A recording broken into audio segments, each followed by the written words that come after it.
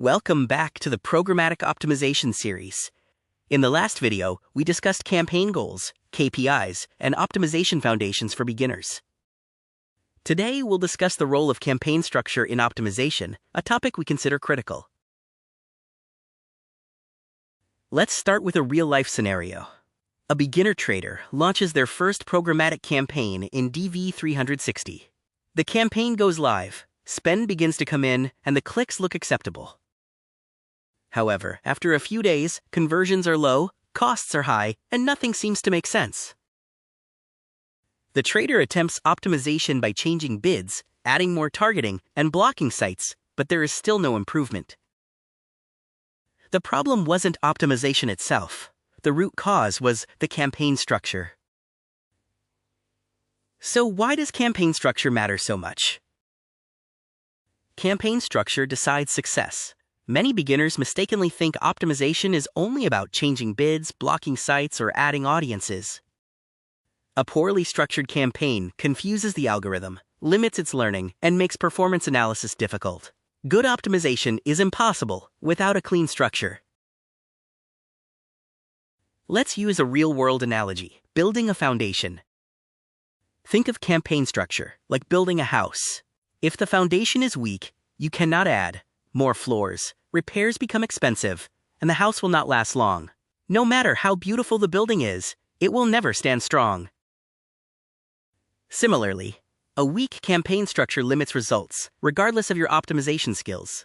In programmatic advertising, campaign structure is the foundation.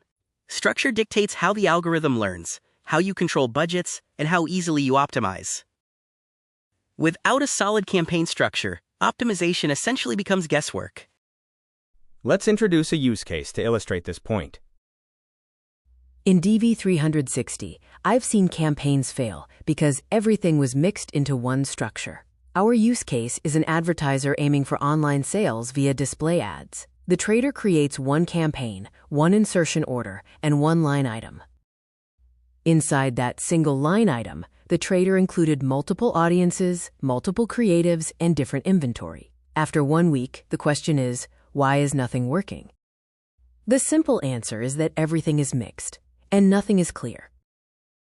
To fix this, we must first understand the DV360 campaign hierarchy.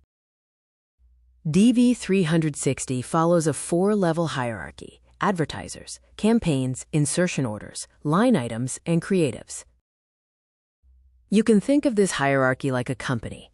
Advertiser is the company, campaign is the department, insertion order is the team, and line item is the individual worker. Each level has a clear role and purpose. Optimization decisions depend heavily on where you place your controls within this hierarchy. Let's start with the advertiser level, which is the top level that sets the base. At the advertiser level in the DV360 UI, you will see a list of campaigns along with their performance and delivery. The advertiser level represents the brand or business. This is where billing setup is done, brand-wide settings exist, and conversion tracking is usually configured. While you don't optimize performance here, everything below depends on its correct setup. If conversions are broken at this level, no amount of optimization below will work. This is like setting the company's rules. Next is the campaign level, which defines the objective and timeline. The campaign level defines the campaign objective, start and end dates, and overall direction. Think of campaigns as high-level buckets, such as a brand awareness campaign, a performance campaign, or a retargeting campaign.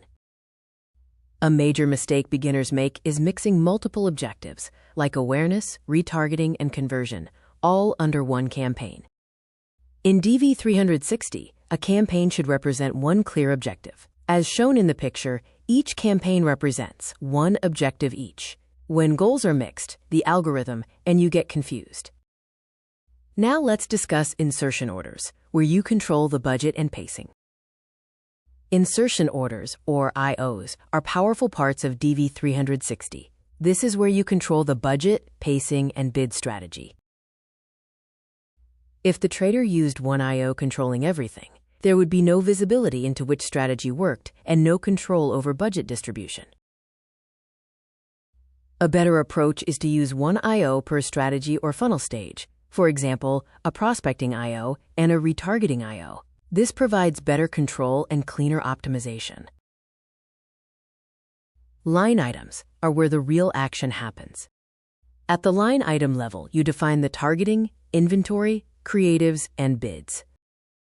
This is where data is collected, learning happens, and optimization decisions are made. Most of your time as an optimizer is spent here.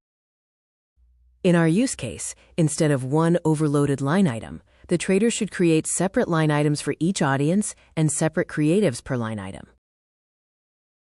With this structure, DV360 can clearly monitor which audience performs, which creative converts, and which inventory wastes money.